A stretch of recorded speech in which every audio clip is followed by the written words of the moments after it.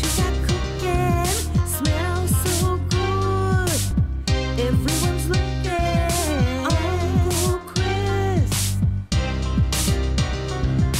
Uncle Chris. Hey nieces and nephews, it's Uncle Chris. I told you I'd be cooking all day on a hot day, but I got the air on, so it's okay. Check this out. You know those meat patties you get from the food pantry or you get in a bag at the grocery store? These things right here, the burgers? Well, I'm going to show you that they can be used for more than just burgers. Let's make some mock Salisbury steak. Come on, let me show you.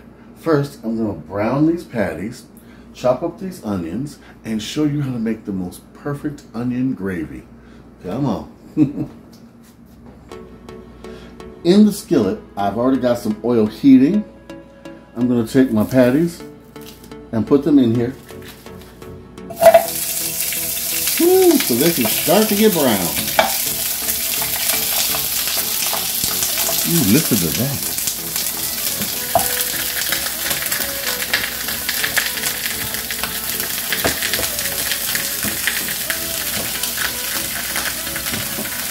All right. A little bit of black pepper, okay?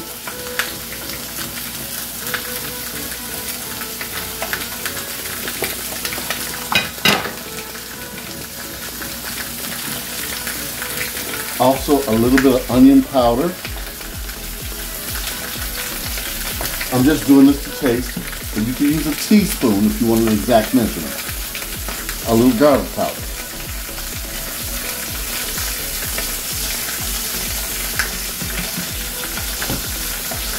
Now I'm going to put a top on these and let them brown. In the meantime, I'm going to chop up my onions. Oh yeah. Now they browned on one side. I'm going to flip them over. It's a pretty quick dish, you all.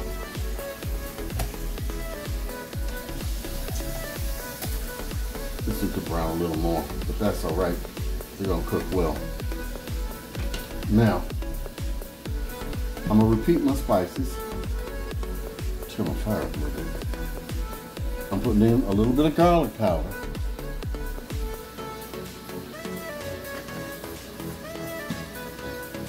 A little bit of onion powder.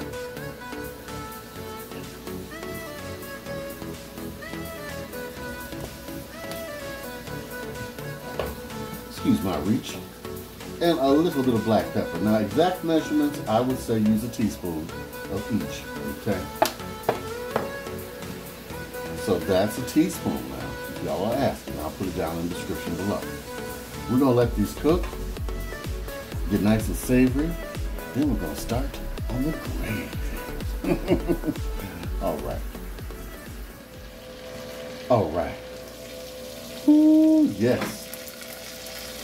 These are done. So I'm gonna take them out.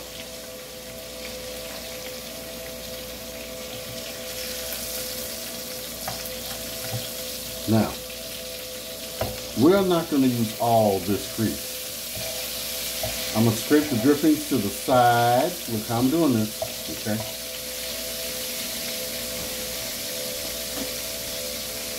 Give me a bowl. I'm going to pour half of the grease off. Okay? Now,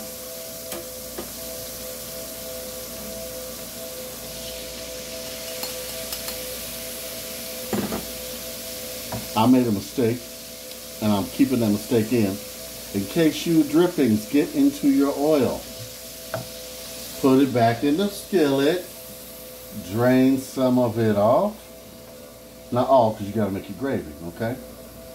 See that? So I separated the drippings from the oil. Keep this oil, don't throw it away, refrigerate it, and you can make beef gravy later. There are, all right. Now that this is going, excuse my reach once again, I'm going to put in enough flour to go in that grease, just like that, okay? You don't ever want to have not enough grease because then you're just burning flour in the pot and your grease won't, I mean your gravy or your roux won't come out right. Now, stir this around.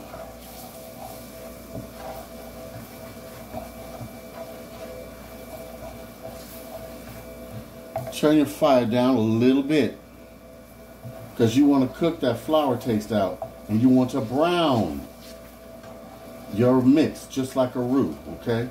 Now, you can't just let it sit and not watch it. You gotta stir it around. Turn it around too. I almost said turn it around, but yeah. Okay?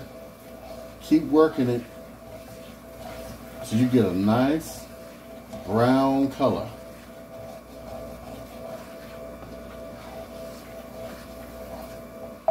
All right, now you see how that got dark like that? Now remember, I have this on a low heat right now.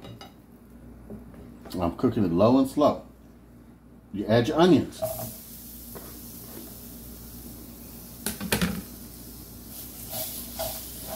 Start stirring them around. And it's going to start to thicken. Now at this point, you're going to add the secret ingredient. Milk. That's right.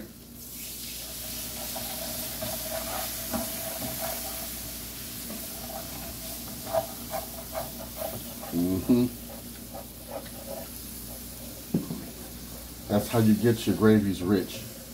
Or, if you're lactose intolerant, add beef stock. Do not add water. Please do not add water. Turn your fire up at this point. The water can make it taste a little weak and thin.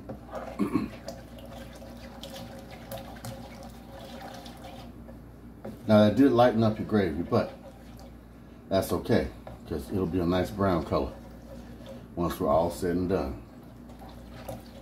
So I showed you how you make a brown gravy. And if you add the beef stock, it will not lighten it. It'll stay that darker color, okay? But for right now, I want this creamy sauce because we're doing a Salisbury type thing with this onion gravy.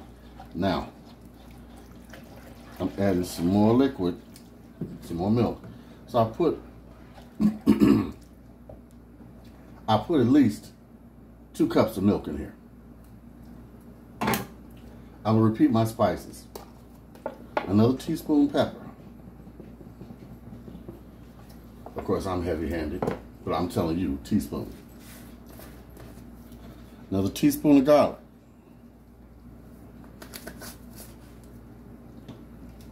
And another teaspoon onion powder.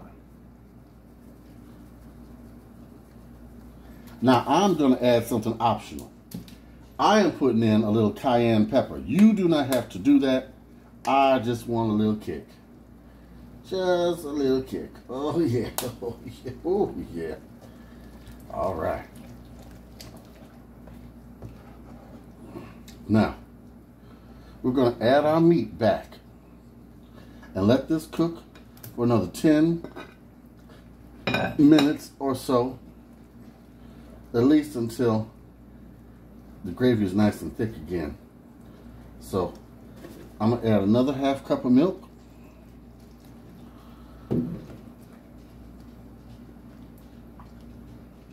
Let this cook for about 10 minutes on low.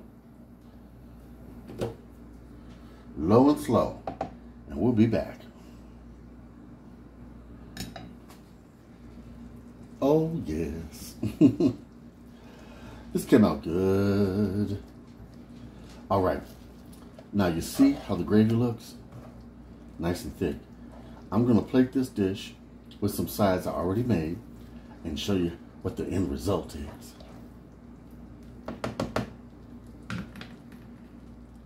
All right, here we go. Oh, yes. I'm going to fix me a plate. 1, 2. We'll take some of this gravy, put it over top.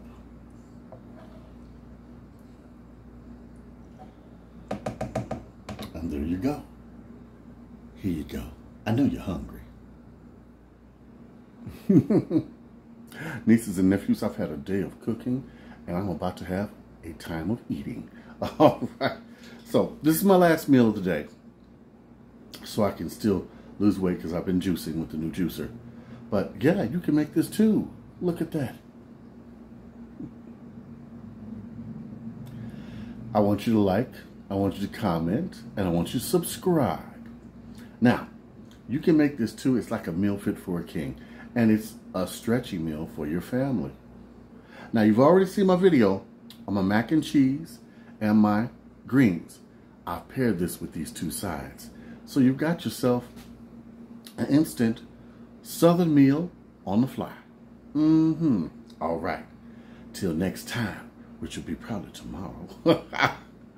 Big love from Uncle Chris. Write to me at UncleChrisTheFoodPantryChef.com.